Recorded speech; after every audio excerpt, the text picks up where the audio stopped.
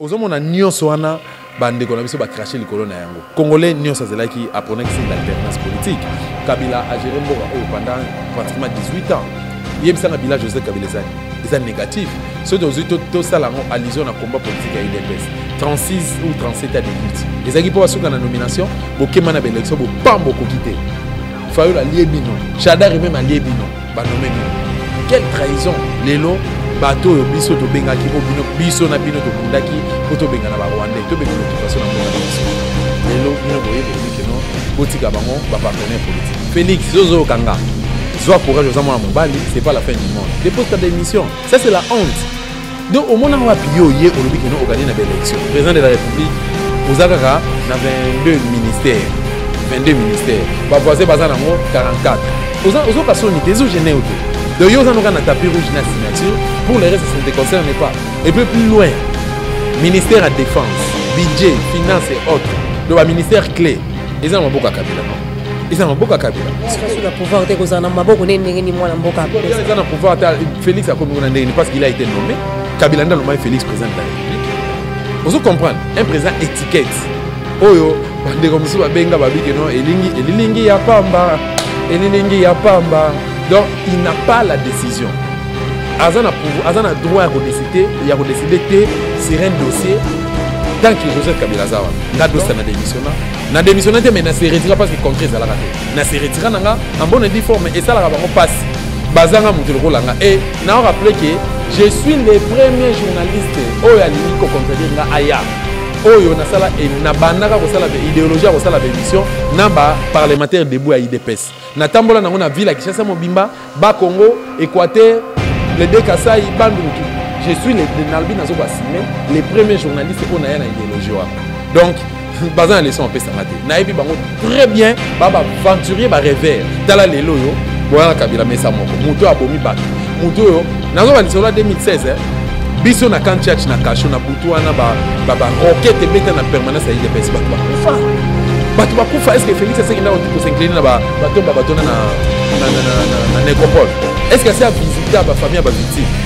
Lelo muto abomaka bino muto atubaka se jeno muto a traité rabino de tout le monde maltraité rabino a comme partenaire politique botika toto nga Congo ensemble baza ba partenaire na biso barakin ba NS à la télé comment ça allait passer tout ça ah chebe ya kufi comment ça allait passer Rossi Mukenda kufa na présence na ofi ngam na simba caméra jour yango le 25 février 2018 ngai mu na filma yango Rossi a kufi ngala beta mako non tolimbisana Karine Yewana Azaki Major, Lelo, Kabila avant nommé Félix, vice-président, Kabila a décoré, après c'est ma médaille de mérite, machin,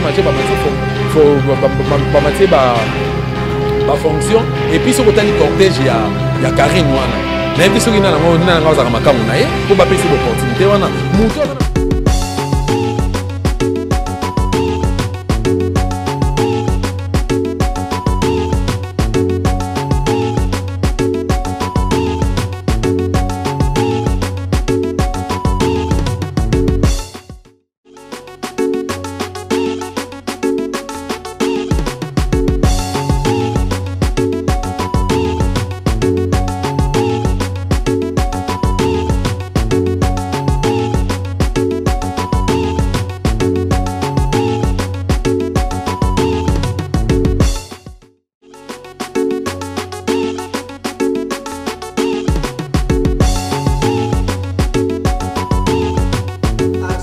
Voilà, merci. Nabatno surtout Bolingaka BM Télévision.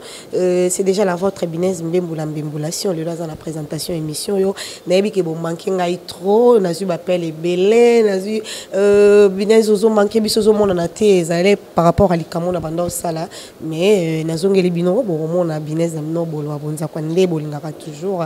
Le lot total ici mando ki mingi côté à politique parce que politique mikolo yo mbutu banda gouvernement ainsi que bimi nanu batum susu balobite bato mususu bazolo baboye misu bazozong sa boye to ba kité to luka mwana mboka moko alobaka bien ça la banalisme mo kitoko to luka ya journaliste patriote résistant boyo ki bino moka patriote résistant donc aza vraiment dur alobaka vraiment bien na kombo ya dosta to ko beta masolo na vraiment par rapport ya disparition na ye bato belé baluka ki azala ki komona na les sociétés ezaki dit à quoi et puis to ko solane makambo o eza Et ça vraiment en plaire penza weza mikolo na politique toko sola na ba ko swana makamba ba gratuité de l'enseignement toko sola vraiment moi moulay na kati émission ko zala vraiment mozindo merci na deo asimbi biso na bilili merci na ba fan surtout bolingaka biso toza toujours ensemble moi na mboka dosta journaliste patriote résistant mote na yo ingeta et la zara nini le Congo ainsi soit-il donc eko kisama bongo eza la langue nini ingeta za na Kikongo. Voilà, donc ils ont le là, pasteur, des bateaux qui n'avaient église, pasteur à l'objet, alléluia. Bande de ça sera amen. Biso bi ingeta, ingeta biso to lo bango par conviction. Donc par conviction to lo ba non, de gré ou de force, RDC et Gozala libérer ingeta. Non seulement ingeta, idéologie mikolo ezake bato muso babi que non Congo Gozala libérer ndenge nini, ba Rwanda bazawana mindu kezana Félix Atekimboka tout ça ngana zolo ba l'impossible n'est pas dosta ingeta.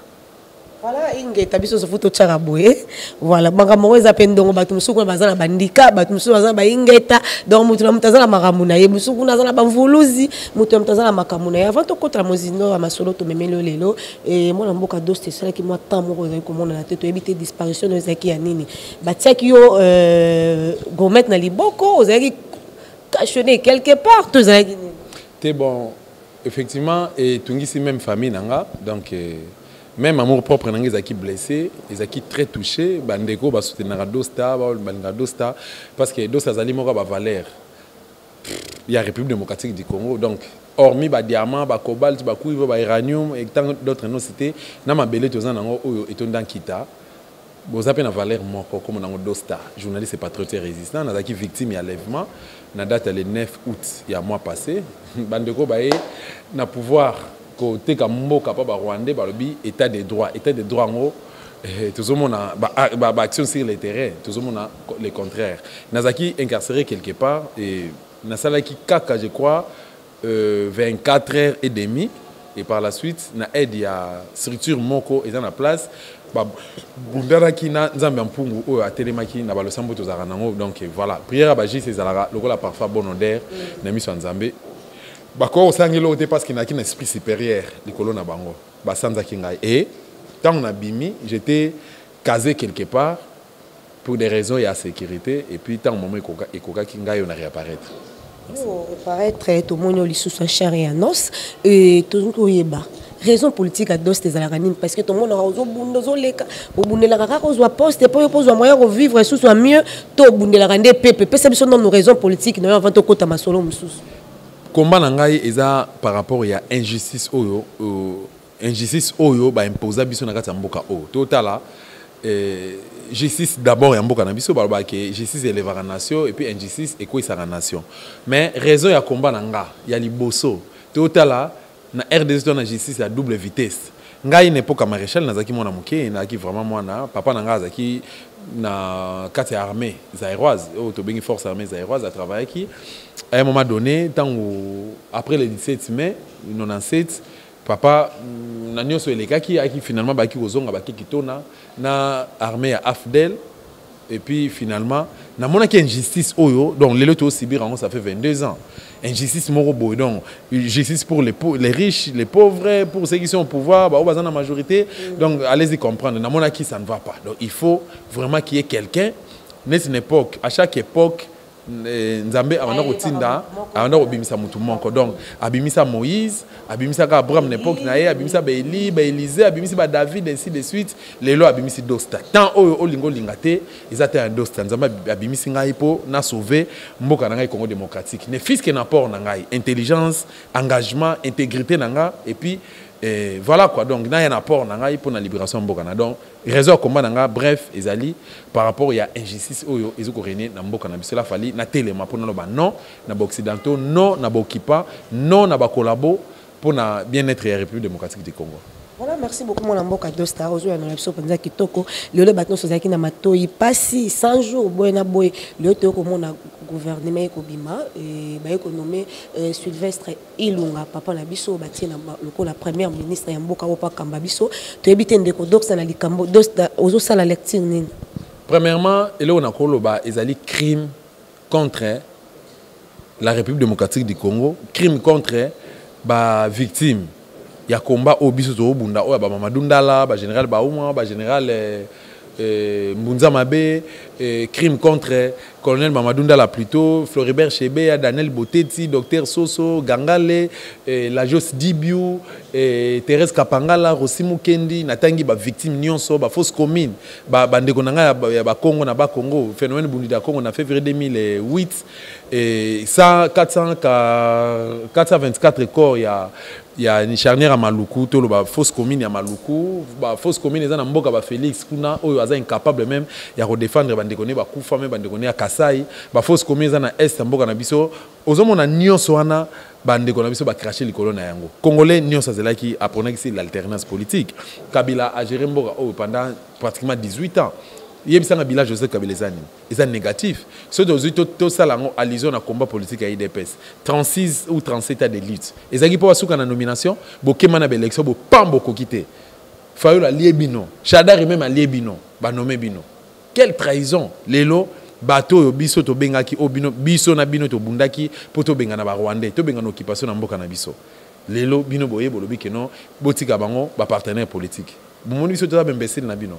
Toi, toi, Sylvestre Ilunga. Qu'est-ce qu'il apportera? À quoi Nani Malonga? Chef à gouvernement, oui. Premier ministre, vas-y pour mentir, va PC. Azana Boania, Agera qui a société à chemin de fer. Bazana barrière, il y a 250 mois. Incapable de foutre à bango, droit na bango, salaire na bango, PC prématuré. À gérer gouvernement. Et puis, gouvernement, combien de ministères? Maman. Histoire politique, il y a monde. Dans le Baralika, on a intervenu sur la salle. Même les États-Unis d'Amérique, la grande puissance, basala jamais dans 50 ministères, basala jamais gouvernement 50 ministères. Comment tu recommandes pour toi pendant ton fan d'année Sikawana, si sa lecture pour ton fan d'appel à ma ministère.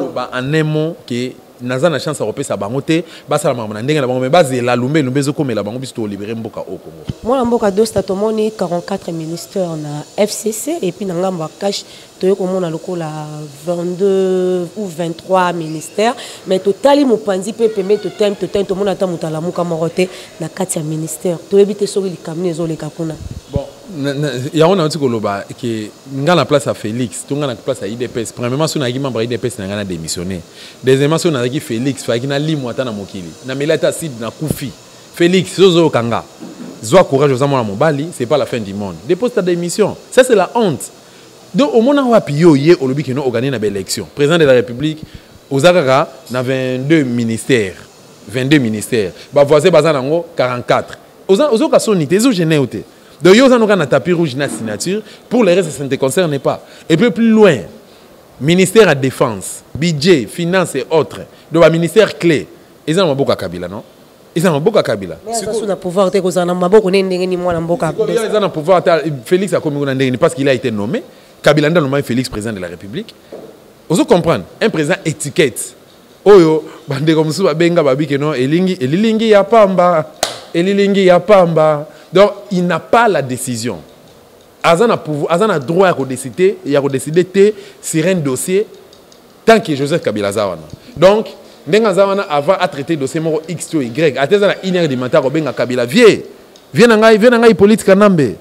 Viens à Hippolyte Kanambe, na ça un dossier mon cousin on a Kabila dit monsieur bon tu peux passer à Kingakati je suis là à qui qu'on a tant de traiter madame là bon voilà c'est la honte oh moni oyo ngana okama ngate parce que héritage oyo papa Tshisekedi atiki la ke yangwana escroquerie veut Tshisekedi la ka escroc aventurier monsieur un criminel totanga la classe les 4 martyrs à Pentecôte bakufa ba famille ba mamba ba Kimba et les autres oyi muta bomisa bango c'est Tshisekedi Mobutu a comme dictateur et c'est un mauvais conseil ba sale conseil Tshisekedi dans nos PSA parce que un des conseillers principaux la maréchal et puis maréchal wana oyo ka mingi maréchal passe mi se touche na tour na maréchal a fabriqué opposant bon quoi ba to linga li souté oxydé comme compliqué nga yo comme opposant na mbongo yango yo banaka ça ba discours contraire mbongo yango c'était comme ça. Ba Félix on se bakindiki poto classe à kokite awa akina Belgique akomote kapiza ngam na tindaki akomi na Mobutu atinde na poto na ndako Mobutu sombela famille Tshisekedi na poto ba komi na boye embrouillement ba kosa la population tala siko héritage yango wana bazo bénéficier nango oyo tata na tikela ki escroquerie na fausse opposition faux combat basala lelo basuki na nomination c'est la honte C'est la honte. Mais parce que le ministère est bimi tout le monde attend. Mutu la muka kokota kuna te ngala za membre la muka te na pe communicateur na bango te on a fait autour na baniko mayengele mais s'il faut répondre à cette question et là on a koloba la muka bazo revendiquer bazo réclamer toujours vérité des urnes. Bango babi que non baza concerné na gouvernement na bango nde Martin Fayulu nde président élu démocratiquement confiance du peuple congolais na mutu ya ezo incarné na mutu ya Martin Fayulu m'a dit donc gouvernement wana e ko sala eloko te na 66 ministères na budget 4 milliards. 4 milliards, on a supposé qu'ils ont fait installation et la suite. Monter qu'ils ont aventure. Congo ils ont mboka na biso, ils ont mboka ba Tshisekedi te. Congo ils ont mboka ba Kabila te, famille Kabila te. Joseph Kabila il faut apprendre un peu qu'on respecte Mabele o yambaka le 17 mai. Tant que le 17 mai, attends la photo, attends la imaginer kala. On ne peut plus jamais accepter nion sur le la bazoba pendant que tu es capable ya libérer mboka na biso. Mais c'est Kabila, tu dois apprendre à nous respecter. Les Congo, la RDC, c'est notre héritage. Notre héritage à Congo, yozate. Mais c'est Félix. Notre héritage à Congo, Tata Nabino Azalaki. Mais Vibabi, Tata Nabino na yo, aux atelelo, aux asuna confiance à peuple congolais. Alors, tu as une démission na yo, obima, ok, le Luka pays, c'est pour la Fanda, comme état exilé. Otika biso qui mène en boka na biso, toto en boka na biso, entre Congo. Nana sénateur à vie, au Bengala, ok. Nani sénateur à vie. Nani sénateur à vie. Président sortant, Aza président sortant. C'est lui qui dirige ces pays. Non, non, c'est président sortant. Non, c'est lui qui dirige ces pays. Baba Preuve Ezali. C'est lui qui dirige ces pays. N'a pas exemple encore. Récemment, au cadre de l'IDPS, Peter Augustin Kabouya, Jean-Marc Kabound, tout ça, Bazaki na kinga kati bagindo sana. Ndenge yo ebelaki Félix na tata na bango finga Kabila c'était un Rwandais, ba image Ezali. Tata na bango lobby, albi que non, dit c'est bokangelanga garçon wana. Or kangelanga tout ça na opese cadeau. Na rozong c'est na Kigali. Ngam na lobango. Mutu lobango ezaki tata na bango. Maintenant avec tout ça, lelo bokom kolia sani moko. Dobo saka na biso ba idio na bino. Mais non. Mais non, si ko témoignage ni to opesa ka papa na biso. Lisoni to obetela bana na bakoko na biso to obota. Ça n'a pas de sens. Le Congo est un héritage à ba congolais. Et puis na kati ya Congo boye ba yango que banalphabète bazate. Naloba 75% ba congolais eza bateau to kinde ki chik to za ba évoluer. Bateau to kinde ka chik. O to apprenait ko tanga, to apprenait ki ba recherche, to apprenait pe koloba. Donc to kontika Kabila te aya imposer biso ba sentiment na yedo Kabila azo gérer Congo na ba selo ba imer na be mention na ye. Afin di alala la muki ba ke ko sa ba élection chaotique ba sa obo sala ki parce que ngazaki concerné le 30 décembre passé a nommé Félix. Donc ba imer na ba sentiment na ye, na be mention na ye. Non. Biso ba congolais te lobi non. Parce que makele le nyoso mona mboka journaliste patriote dosta ko sala lelo soko zui esika ba pesi au moins esika o neti moi bureau to mo musala mona si yo ko dozo ko lobali souté nana pesa ngai na gouvernement so ba benga bien ko sala na biso loko monko so ezali pona yango ndenga na sina kenda kala obi na sa benga oza appel tena sa benga o déjà ko sala j'ai répondu ko sala émission moko récemment awana na yambaki président national la ADD Congo Prince Penge na moni na ba commentaire de comme ça lobi Prince Penge yo na dosta to babando finga Prince Penge puis pona dosta ba lobi ke no to yebi yot na no za ba finga bazo loko ko fingila ngate babi to yebi yot a ozo bundaka po lobi ba benga o ba peso poste ozo bunda pour préparer 2023 comme député écoutez botalanga bien pe bolanga bien on répondre na question à maman papa nanga botaki ngai a éduka kinga nazo ki tango bénéficier d'éducation à parents nanga personnalité donc après éducation a instruire nga personnalité onga na nango lelo na fabriquer yango nga moko alors ezunga temps pour na fabriquer personnalité o alors donc je ne suis pas comme une banane avalée mais je suis plutôt lokola mukua oyo ba krokaka donc c'est pas facile que nous na la muki ngana ki ofana mesa mona Joseph Kabila ndenge Félix le comme la champagne na Kabila ba olia fufu na Kabila non bozela ngote ngai atakutu lelo bon qu'on se le dise hein to lo ba yango tout se dévoiler ba bengaka ngala zala na 2015 na casier judiciaire nazaki na ba problème na Francis Kalombo nazala na émission na ye a escoka banda kwa batu dossier mo egalaki et concerné Francis Kalombo na René Chitea ils avaient conflit parcellaire ngai na qualité journaliste na celle émission na René na celle émission na Kalombo a comme ko finga ngaba bêtise maman na tout ça en pleine émission alors et ça là qui est tous potana na ndenga osakanate 2 jours après ba ko lever na victoire digi c'est le bossa imika ba levanga ba betanga à mort ba memba isolanga quelque part. Quelques jours après, ba ko boa kanga na 9e mairie limitée industrielle na 5h du matin ni na miyeba tepe na zaka inconscient.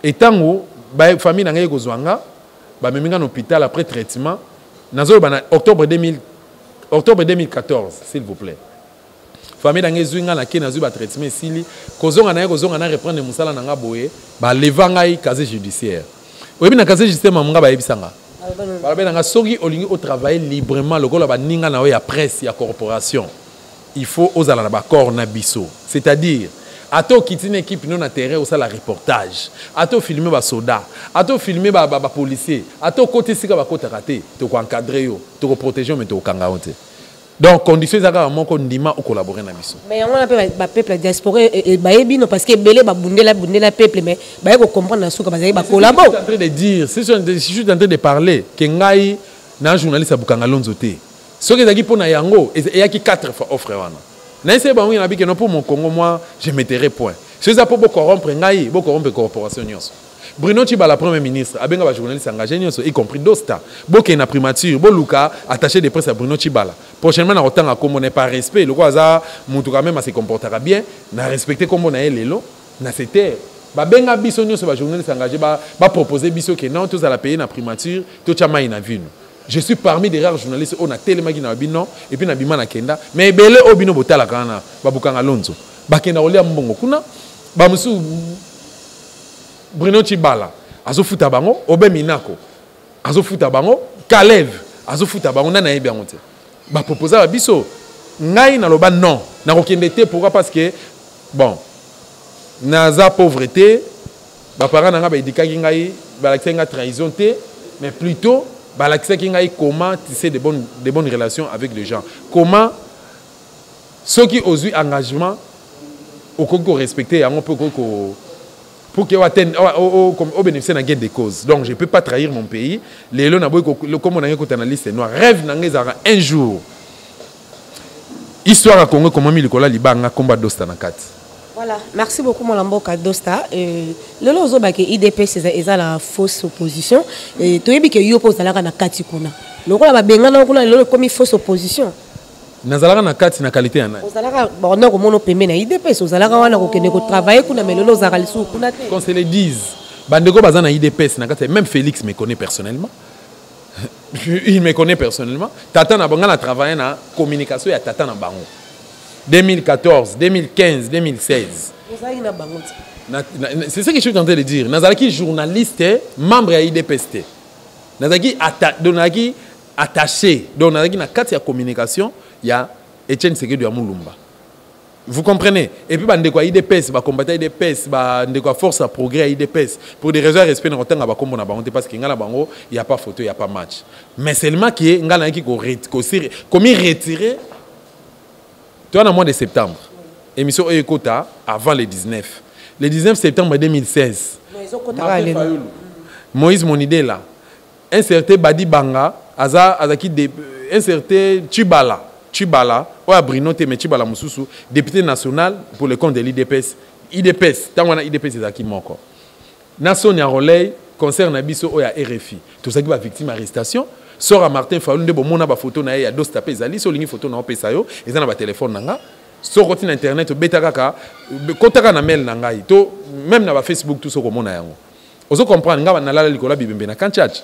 Moi j'ai été tabassé sérieusement misu yango massa c'est chrétien ngai nga la sima na nzoto na général tango fort na oloba yango tango fort oza messé irresponsable osala formation militaire té un militaire ou azali formé pas azali armé à simbara civil té et surtout na qualité nanga journaliste azui badge nanga ya presse a pasoli yango ba soda na bango ba ya ba pem na bana moko ba sangela nga ba niatanga ba betanga ba tikanga ni également na Sonia Rolé ba buka le boka gauche Moïse Monidela ba buka ka minu pe azokaka na misu ngama ça c'est chrétien nga pe ba betanga le sous cross place yango même minu buka na ngai so il y a une intervention MONUSCO teninga ta musuna kufa na la 4 jours s'il vous plaît na lo ba to na mois de septembre na lo ba 4 ans après 19 septembre 2016 19 septembre 2019 donc jour après jour 4 après nazo kanda susu après ba multiple arrestation entre autres le 19 septembre 2016 donc Kolumba biso to travailler na communication na ye mot d'ordre na ye mtapesa ki to arrêter ki ba stratégie nyon so mettant bakanga biso qu'est-ce qu'il avait fait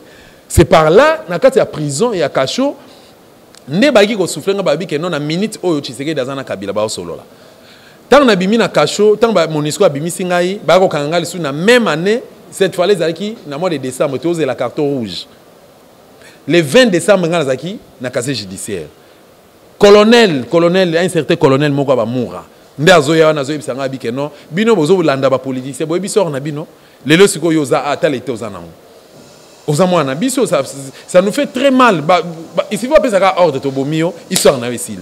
Mais tu sais que de bola na minti ozana kingakati. Tu sais déjà kingakati, bande ko ba la mot d'ordre pour na carton rouge. Esuka wapi? Esuka wapi? Tant on comprendre ba biloko na nyonso na ba preuve bien sûr. Ngado ça na démissionna. Na démissionna te mais na se retira parce que contre za la raté. Na se retira nanga en bonne difforme et ça la bango passi. Bazanga mutelo langa et na rappeler que je suis le premier journaliste oyo alingi ko contredire nga aya. Oyo na sala et na bandaka ko sala be idéologie ko sala be émission na ba parlementaire debout à IDPS. Na tambola na ngona ville à Kinshasa Mobimba, ba Congo, Équateur, les deux Kasaï, Bandou tout. Je suis le Nalbi Nazoko Assime, les premiers journalistes on a une idéologie wana. Donc bazan leçon on peut s'arrêter. Naebi bango très bien, baba aventurier ba rêveur. Tala lelo yo Boya Kabila mesa moko. Muto abomi batu. Muto yo nazo ba lisolo 2016 biso na kan church na kasho na butu wana ba roquette beta na permanence à IDPS batu bakufa. Batu bakufa est-ce que Félix asa kinda ko s'incliner na ba batomba batona na nécropole. Est-ce que c'est à visiter ba famille ba victime? Lelo muto abomaka bino muto atumbaka siège na bino muto yo a traiter bino de tout le monde maltraiter bino a comme partenaire politique botika totonga Congo ensemble baza ba partenaire na biso ba ranking ba NS à la tête to bossa na les passer tout ça oh chebe ya kufi to bossa na les passer Rossi Mukenda kufa na présence na ngana ofi ngam na simba caméra jour yango le 25 février 2018 ngai mutu na filma yango Rossi akufi ngala beta maboko non tolimbisana Karine Yewana Azaki Major, Lelo, Kabila avant nommé Félix, vice-président, Kabila a décoré, a payé sa médaille de mérite, fonction, et puis ce côté du cortège, il y a Karine Wana. N'a dit ce qui n'a pour payer ces opportunités. Moutou a pas contesté judiciaire. Bon, vous avez en prison pour des réseaux d'enquête jusqu'à ce que le procès négocie et puis c'est lui qui avait tiré sur Rossi. Donc Félix a dit que notre tika. Ngala soutenir Félix n'importe quoi.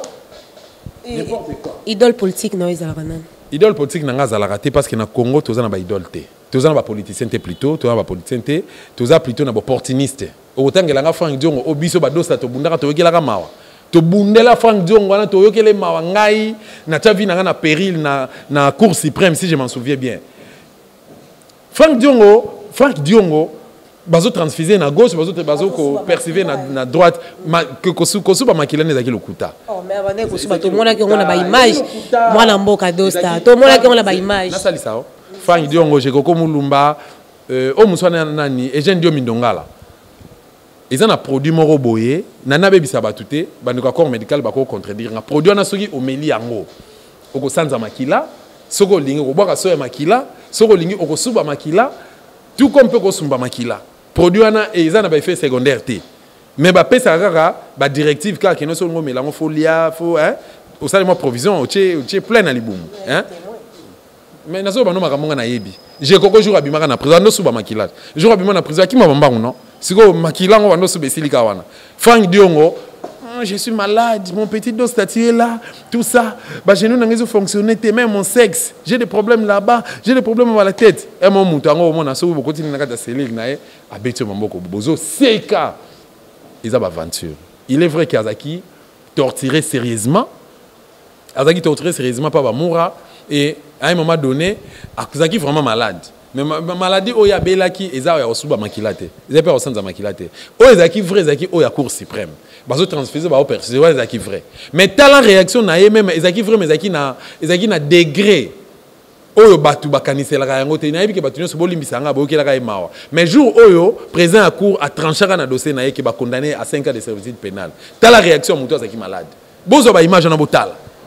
Mais c'est Franck Diongo, honorable Franck Diongo, tout ça. Après, machin et tout ça, et puis, vous allez condamner à 5 ans de servitude pénale. Boum, vous êtes malade. À l'amour qui m'a pas Cécile. Donc, pour vous dire simplement que tu es ça, mi beko ya mboka. En dehors tout ça mbeko ya mboka, toto ça boko konabiso, toto ça bako konabiso, toto ça mabele oyo.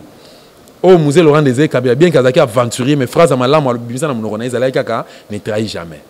Voilà, toujours comme on a un bon malembe et aux appels na parti politique monto que na ko bomba nzoto na yo parce que baninga ba rasoka zo ba bazata na mo appui moko to parti politique moko ya batama soki likambe comme les parti politique na ya ko soutenir ye. Congo est en occupation. Congo est ali bité na problème à occupation.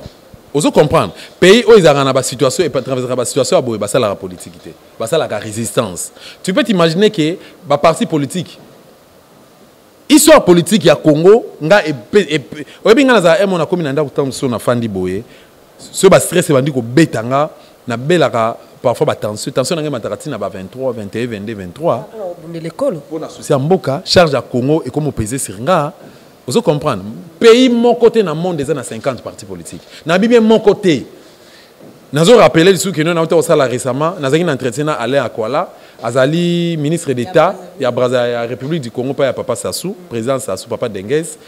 Tout au l'année, Papa Nazo Ibsanga Obi non pas na bango. Bazana 25 partis politiques. Mais comment c'est possible dans le Congo, il y a 751 partis politiques. À nous, les Congo, il y a Werason. Est-ce que yo, au sein de la émission de musique, toi, tu as connu Werason plus que moi. Tu as fréquenté Werason. Grand frère n'a Didé Masela. Petit notre dos Taoloba. Il y a bisa biswata. N'engue yo bakinga Makanda. Noël, Werason. Est-ce que na critère politique, ils répondre ou pas? Est-ce que Werason a encore sangi sabato afin de papier si leçon? Il y a pas banzembo yemba. Un confusionniste, un immoral à ça les partis politiques naé comme on a à nous les Congo. Et ça, le bureau du ministre de l'Intérieur. Même à on va avoir état de droit, état de droit. Bas, on a parti politique, on a pas étouffant. Si on a parti politique, on a nyonso. Ils ont travaillé pour un occupant. Ils ont pour intérêt à Mbokate. Ils ont pour intérêt à Kabila na Kagame. Ils ont pour intérêt à Rwandais. Vous comprenez? C'est comme ça, c'est dans ce sens-là que Bisso Bado Statolobi que non. Tous bunda pour Mboka na Bisso. Donc, ngai au parti politique T. Pays Ali, na sous occupation. Tous bunda. Tous libérer Mboka na Bisso et par la suite, tous fanda to yeba. Ah bon. Est-ce que c'est important tout ça va partir pour tous? Est-ce que tu peux copier exemple occidental? Ne bazar na partie droite na partie gauche. Ni fils qui attend na idée wana. Ma bé ba congolais trop de complexes. Ba congolais bazar na ba complexe. Mutuni so ninga la chef. Na on peut ce exemple mususu. Wana ba ki Werason. Tout à la Gabriel Mokia. Est-ce que Gabriel Mokia est là pour diriger parti politique? Comment makamunae? Des démocrates congolais, MDCO en cible. Gabriel Moka, président national de la parti politique MDCO. Ça n'a pas de sens. Aux hommes, on a même une immoralité, une insuffisance à conseil intellectuel, comment dire, mon conscience est athée à se diriger parti politique. Donc, capable aussi Mambeli, à être secrétaire général, capable aussi Mambeli, à être secrétaire national ou encore à Finga Batou, Makambo Bakomanamir. Ça n'a pas de sens. Voilà, les lots, tout le monde est gratuité de l'enseignement. Analyse ni nous aussi en amont. Banaba autant au fait les parents balela qui passent ils en amont quand tous autant que ça banate le lot banane surtout baké na ba écoli au fait au cours sa lecture n'est par rapport à ça. Maman Binez. Gratuité enseignement ils ont envoyé à Kabila ils ont envoyé Félix T. Constitution au abis sur la promulguée en février 2006. L'article nango ceux qui n'ont pas sanité, article 45, mais c'est à vérifier. Nous avons la gratuité et enseignement. Nous sommes en 2011. En août 2011, Joseph Kabila Sala message message dans la nation congolaise. Il a promis qu'il a rentré scolaire en 2011. En septembre, il a eu la classe au Félé. Il a été candidat dans la circonscription. Il y a Madimba, na Congo. Chez moi là-bas, l'adversaire est Antoine Gonda. Pour Kokanga na Melissa Epema. Bansingi au président de l'Assemblée provinciale au aventurier. Nazarana Bango. Bakimasi, Banane Nazarana Bango. Joseph qui a promettre gratuité. Et il y a la arme nae à Tchaki pour la campagne électorale. Il y a l'élection en 2011. Mais tout ce qui est en Guadeloupe. Par manque de volonté politique, il arrive à mettre en application. Comment dire, article wana ou le bel gratuité d'enseignement de base dans l'école du Congo démocratique. Félix a nommé vice-président de la République et pas Joseph Kabila. Félix a dit que non, action à Liboso, gratuité d'enseignement de base. Bravo. Mais il y a un problème. Nous avons fanatique. nazo pe mutema mabete mais nazo ça la analyse par rapport à ba fait ce qui Félix alobaki ke année oyo première année oyo ba parents bo futa ba frais le temps pour nous tous se préparer pour qu'année prochaine hein, gratuité et banda il ngeze lo comme malamu là au moins alinga za natana ya ko se préparer pour que lobby to lobby okuna azana difficulté ya ko futa ba enseignant azana difficulté ya ko comment dirais-je il y a gérer les Cambo pendant autant d'années il y a la vice-président en Mboka oh ceux qui simba ce pas comme ça une année ou 2 ans mais bino boye karaboye abalena ko fallait que banana plutôt ko recenser l'école il y a l'état ba epé bisumba 1 epé bisumba 2 epé bisumba 3 à recenser yango atali problème ba epé bisumba wana eza nini monsieur eza ba infrastructure entre autres bâtiments ba bâtiment molongo eza la raté to ke na kamba dadingi école la kamba dadingi ona basakre ba baso batanga ikuna ba Thomas Loka batanga ikuna ba Jibe Mpia na batanga ikuna ba Corneille Nanga batanga ikuna ozo comprendre ba oyo ministre oyo Michel Bongongo batanga na institut ba dadingi ba Serge Ngongomo batanga ikuna ba Blaise Bokoni batanga ikuna ba Willy Nzita batanga ikuna donc les écoles oyo est préparé ba d'abord structure na ngeza ki malamu étant école à l'état fallait qui aban mais na on va le kamba institut ba mais quel est l'état na ngolelo ba batime kwei baba ezate ba koma ko sumba ba koma na mire ba ngomba ba koma na mire ba fingila rabato eza na kati kuna rentrée scolaire gratuité siko gratuité ngo tango lobi que non gratuité aux autres s'attendent na nini parce que au moment na ba parents nyonso baza na vie à pauvreté ba rotina ba na ba école na ba chege o bando tamsa na bango boudé ba sans élèves na salle moko premier deuxième troisième primaire enseignant wana morobeli sa mutu avec quel salaire n'importe chose on comprendre or enseignant aza na devoir ya kolandela élève moko mais incapable a kozala na difficulté ya kosala yango pona nini bana balaki belé d'abord bana so bandi kolela côté kuna mutu azo yemba côté kuna mutu azo déranger tout ça au ko gérer bangote donc fallait qu'il nanu abanana ko recenser nombre d'écoles à l'état atali ba problème ni école nezo reconnaître et par la suite aye ko luka bon ça va le ko la école wana ba école à l'état sur 100% 10% kaka na moins état malam mais ça ils ont peut-être des kaka ko tia to tia mo peinture na o etikali il faut tout ton ba bâtiment sika musu ba bâtiment kala mais to réfectionner yango musu ils ont un problème ya ba banc ba matériel didactique tout ça et ça va problème Félix akendaka classe yango moni makambo zo zongo kaka na ba aventure excusez akendaka chikité muté bi passe à classe o il passe à classe ni ba biso ba dosta na okende chik boye na okende chik bota musu na okende chik makolwa ou bien ok chik na kena na futi taxi mais na liété mais nazana obligation ya kolukana ke gofanda nata la pédagogue wana mati aye liboso na ngai azoko enseigner ngai nazo ma connaissance oyo zo permettre ngai lelo na s'exprimer bo sepelaka na dos stage journaliste patriote résistant ozo comprendre Félix Ozaki na conscience wana alingaka aider batwana lelo ba enseignant o bazo tangisa tala vie o ba enseignant ba qui notre enseignant là notre babeng tobenga wana notre messier là c'est lui qui porte la chemise jaune. Ou notre messier là, c'est lui qui a les pantoufles déformées par exemple. Madame Nabiso elle a body kaka rouge, mikodo c'est rouge, tu peux savoir du combo le sang de Jésus. Donc réalité, il y a enseignant, il y a vie, il y a enseignant, il y a RDC, il y a Ngoana. Donc il fallait qu'il procéder à l'identification de l'école. Il y a l'État. Atali, problème nango ezali nini, baluki mbongo banda ko travailler yango ko réparer avec le temps, batala ba ban bacha ba peinture, ba matériel didactique ainsi de suite, atali ce salaire il y a enseignant.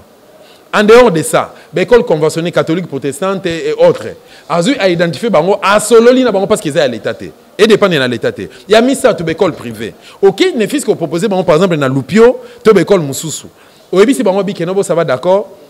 Bino logo la boza privé. Bah frais ils en a $600. L'État congolais a reçu charge il y a 20%, 80% bah parents bah refuta. Boyokan bochenyo sur papier et puis bon revoir budget à l'État. C'est ça le problème. Donc bino boyena bino kana ça. Oui bah nous bah impressionniste hein. Nedi Félix Ngazana tellement qu'il n'y a rien, il est là en train de tâtonner. Bah mon la kenonga na mukonzi. Tala ba veste aolata. Tala ka ba veste Félix aolata. Tala même ba discours na tala structure à Félix. Soi-disant président de la République. C'est de n'importe quoi. On les a craché le mémoire à Kassavubu. Le mémoire à Lumumba. Il y a Paul Maurice. Il y a Cardinal Malou et Mfumu Kimbangu Ingeta. Ko craché le mémoire à Biso Dosta. Vous comprenez? Ko craché le mémoire à Mabelo à Congo. terre sacrée, terre bénie. N'importe quoi, Royel n'a pas ça. Royel n'a pas ça la nini. Royel n'a pas ça. Yo ngana lo bano na meli masanga. Yo ngana so la masanga. Yo ngana so la diamba. Oh, Royel n'a pas ça la nini. Ba bando finga Kabila, Rwandais, ba finga ba Mende, ba finga ba Kanyama banani tout ça. C'est que bino bolimba critiquer Félix Tepoane. Azan ange. Azan ba bombo, Félix Asanza ba bombo. Il est qui Félix? Azan nani mutato nani immoralité bongo. Il est qui? Félix Azan a 10 mois dans ce pays, il est qui? Azan laissé na opé sabat. Un vice-président nommé par un incident de l'histoire. Voilà, moi la mboka dosta to komi ko chité to komi na suka, moi to ko pela et pas moi la mboka Zakari baba baswena Daniel Saf opo sala na ye ba ko finga moi ko pela. Moi to zo pela lisusu mopanzi ya papa na so Gabriel Mokia na Mike Mukebai. Makamba ba sida ifingami, ba defo ya banzoto ifingami, makamu ya ba diabète ba to ifingami donc na ebité. Analyse ni ko sala so na makambo. To banana na oya Mokia na Mukebai, Mokia fingi Mukebai za la sida, fingi Mukebai za la defo na liboko, makambe bele to banana na wana bongo to ko kitana oya Zakari na Daniel Saf. Bon, naza prêté pour na côté na kata bêtise. Ça c'est une bêtise. Au moni batu na banda ko na en place bazar. Na bibi à travers le monde. Na qualité na journaliste international, journaliste patriote et résistant. On a ça la fierté à mabele à Congo. Na qualité nanga ba responsable balandanga o ezala peut-être ba contrôler nga dosta. Au salaire qui émission est au CPL qui n'a message na yo mais au lata qui bien té. Et la mano lati prochainement ce qu'on lati changer cravate. Donc c'est attend au lo ba position fandaki et refléter qui yoté. Au monde ba parents ba otala nga ba bi ke no to fan saraba na biso botala ndeko na bino mwana jeune azo bunela mboka na ye. Donc on a ko fanda tena na ofinga na mutu. C'est n'importe quoi, c'est pas ce que ma mère m'a appris. C'est pas ce que mon père m'a appris. Vous comprenez? Donc Gabriel Mokia pour répondre à ta question à sa parent. Ngana bi bana Mokia. Nabi mon année Patrick, nabi Mambiche, nabi Eric, nabi Petit Gabi, nabi Bakoko Mokia, nabi moi si maman ya bana Mokia, nabi basi o Mokia bimarana ba ona o bimana bango, mais Mokia faut se comporter bien à père de famille. Sera Milobel le loza président parti politique MDCO, Mouvement des démocrates congolais. Est-ce que ba preuve à démocratie ezola kisama na comportement na yo, mais c'est Gabriel Mokia. Est-ce que bana na yo na ndako ma biche jeune fille na yo ceux qui les lo afandi na télévision bosa télévision to azan internet ou afandi na baninga na ye amoni tata na ye azo finga ba bêtise na makambo za nango preuve te Mukeba azan na sida entre parenthèses oui akope ko za na sida mais faut za na ba preuve auprès des preuves ma ki boyeke non preuve yango nazaki na kine pa médecin na yo médecin ba kene ko zongo na ambassade ya États-Unis ba pesa ki oye na document wana ambassade des États-Unis pesa ki lobi ke no yango yo Mukeba azan na sida mais tant aux autres finga bongo mais yeba ki ba retour ego sala mais c'est Gabriel Mokia. Moi ça me fait très mal Natala parce que oza mutonga na bi personnellement. Alors c'est très désolant nazama na ba regret makase nazo kana Sony pona lobela likambo. Quand Mike Mukeba aza ene nanga na musala oyo ya média et nazana ba makambo belenga fona reprocher nango. Tant ozo bunana Mokia tant que Mokia tant que monsieur Gabriel Mokia ya politicien. Ozo ko acteur politique président national à MDCO. Vous comprenez? Mais si vous avez monsieur Mokia, tata ba Mabiche, tata ba Patrick, tata ba Nani, et que vous avez finga eboye, ça ne fait pas l'honneur. Mokia na ba bisonné sur ba dos, c'est tout ça ba problème naé. Mais comment était ma réaction à l'égard de monsieur Mokia? Je gardais silence. Grand frère Nanga Félix Ozego a dit mon petit frère Dosta. Aucune phrase n'est si belle que le silence. Tant que vous gardez silence, dans dossier quelconque, il y a que vous êtes fort. Batoazo finga yo, batoazo ba n'importe quoi na kombo na yo. Bazo za dosta répliquer. Le gros za na sancho bazo de la temps se ko répliquer, ba moni on se terre. Ba ko la position te non ba ko banga, il faut se poser des questions. Donc, mais c'est Mike Mukebai entre guillemets, vous avez député, il y a Félix na Kabila. Mais bon, c'est comporté comme tel. Avant de se libérer, on a pas tout le monde. Moi, je Gabriel, moi, je Mukeba parce que Mukeba a aussi moi, caméra. Il y a pas attaqué pour cause mais justement, ce qui Mokia a défendre caméra parce que Mukeba a dénoncé le sale comportement de Bina, mais je suis pas la caméra. Mukeba n'a pas tort de dire ça. Il n'a pas tort de dire ça. Mais tant qu'il continue à terrain, on a condamné. Et puis Mokia Lelo, moi j'ai travaillé avec Mokia Lelo, moi cause à la moto pour défendre la caméra. Moi, je défends les caméras Lelo. Si on défend les caméras, c'est qu'on défend les Kabila. Si on a battu tu fréquentes Joseph Kabila, on a raison. Moi, je pense que tu as la preuve à maturité dans le sala, tu as Tu as preuve à maturité. Moi, que vous parent, moi, que vous responsable, vous président d'un parti politique. Vous collabo. Et là, comme B, Oyo, nous avons dit que Gabriel Mokia, qui a défaut Oyo. Oui, bien, Nzamba sala la vie, asala la mort. Nzamba sala riche, asala ba pauvre. Nzamba sala buto, asala moi. Asala ben valide, asala pe bateau, babotama normal. Les normaux. Donc ceux qui nzambe aux yeux grâce, mais c'est Gabriel Mokia. Nzamba salio physiquement salio bien, normal. Aux en la qualité à kofinga bateau nzamba bibisina ba défauté. Ngala presa mukaba ne loko moko l'intelligence. Na engagement na ye na combat na presa on makas bien que a sanctionner ba bloko bela landara ba katumbi ba étranger landara ba mère ba étranger un européen mo bunga ne mo muke nzela même mukaba na presa intelligence n'est pas c'est monsieur que moi je respecte et puis na bien personnellement aza parmi bene nanga ona solarna bango quand même d'où comportement na ba ki mukaba aza père à famille aza na mwasi aza na bana ba ka no papa mo qui a est en train d'injurier notre papa qui est le qu'on a ezaboué. Donc ça n'a pas de sens. Moi je n'ai pas aimé. Je n'ai pas aimé quand Zakari Baba c'est na Daniel Saf. Oh. Daniel Saf va bien soigner na musapi pas dans la diabète spontané ka Est-ce que monter que ça va bêtise. Si ko bino bato bokenek na élection. Boké ko voter Daniel Saf député national. Boké ko voter Zakari Baba c'est député national. Boté la résultat ngwana. Si ko bana bazana classe ba otanga. Nous avons combien mais c'est na bango retour na bango. Nous avons combien il y a combien de députés qui siègent au Parlement congolais? 500. Bon, qui peut nous citer par exemple 2 ou 3 noms de députés? Comme Daniel Safou. Ceux qui, mais c'est un comme Daniel Safou. Exemple, il n'y a pas ça. Oh, finga rabatouana. Ce va tout Zakari Babas. Oh, finga rabatouana. Montez que vous avez un modèle T. Vous avez une immunité parlementaire. Ne faites que vous avez sa preuve à maturité. Il y a un bateau, vous étiez nommé par Joseph Kabila. Bateau n'a cause en a raison.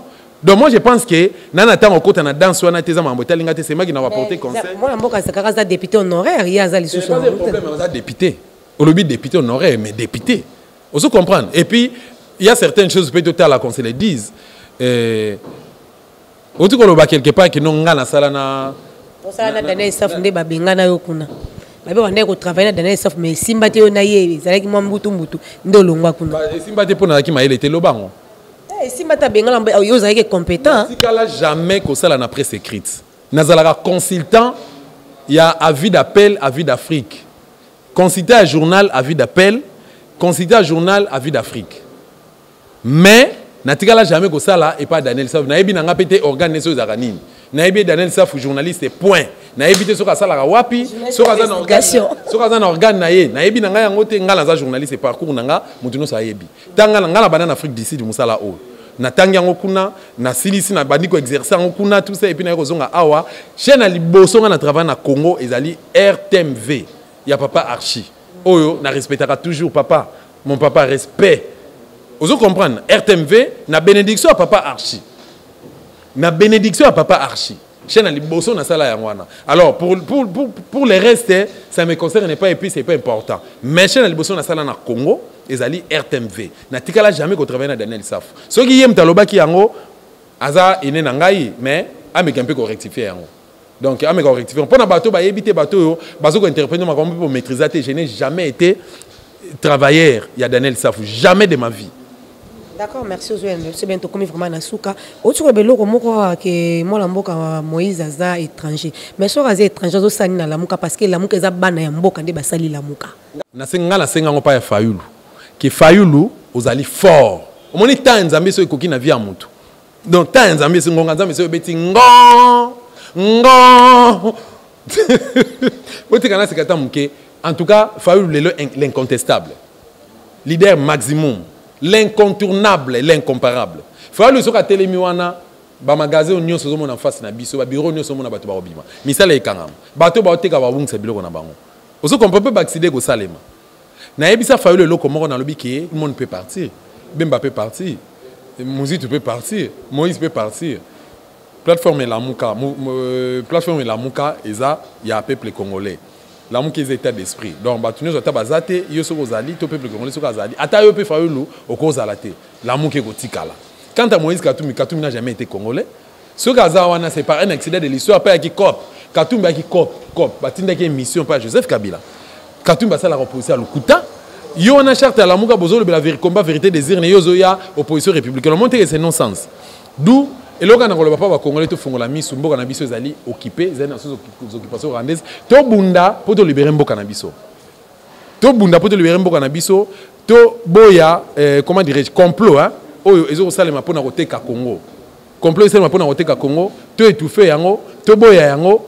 Tout la plus intérêt Congo ezanini eza ba élection te ezali ba leader politique bo mona te intérêt Congo ezali ma belé ya mboka na biso na problème au ba Rwandais ba ye ba ko fande pas na biso lelo ça fait pratiquement 22 ans faudrait-il to supporter comme on a ba Nyarugabo ba Bizimakara tout mona ba Moïse Katumbi ba Vital Kamerhe ba Jeannette comment les anani Jeannette Kanambe tout mona ka bango ba politique tout le monde a bango ngaso na mona ba on a tension matinga supposé au centre tout ça donc Congo ezali mboka ba congolais il faut ba congolais tous avoir conscience tout le reconnaître les vrais problèmes à Congo et puis tout bund ensemble pour nous libérer mboka na biso c'est ça mais oncle na yo mutabandika ye position zo yebana teti sikoto yebite likamne ezole kayebisa biso rapidement na bato noso bazolanda yo likamba papa ya mutabandika biso soyebi mutaingeta mutabandika oaza oncle na yo problème ne ezole kanaye parce que tout le monde ba ministère ebimia azwa ta poste té eloko moko té toyebite ni ezole ka bon ce qui est vrai est sûr ba sinagi ba accord entre Bundu Diamayala na cash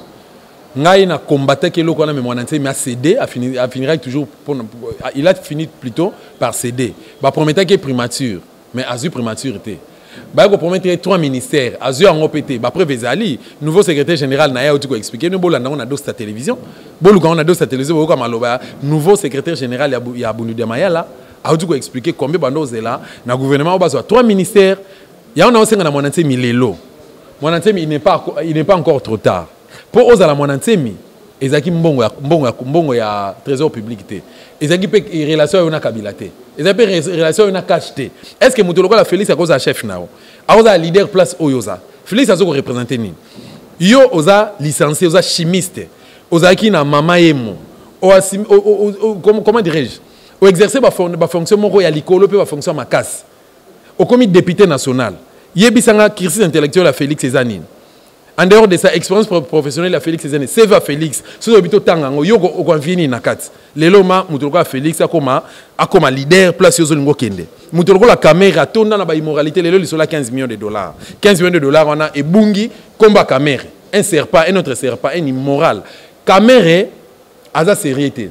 Les mêmes caméras on a azo jouer ba sale jeu moko boye pour nous faire chier RDC. Yo siko na respect o biso ya ba Congo parce que tout ça na histoire ya mboka na biso Congo te respect o ya ba Congo ya Congo central kuna o yozo ko incarner lelo na considération o ba ressortissant ya Congo central bazo ko sala yo ba monona sima chilombo muta o te kamboka na biso vraiment je suis désolé tala sima zonga mboto ingeta. Voilà, ingeta pesa ba diaspora au balingaka yo mot d'espoir pour bazozi na part ya dosta et puis au pesi quelques dédicaces et puis to clôturer mission.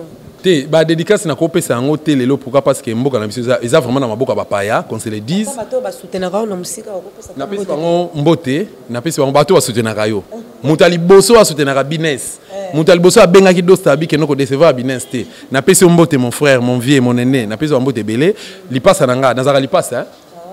Il passe à Nangaï, en France, na PC Mbote place à Zali, gros bisous.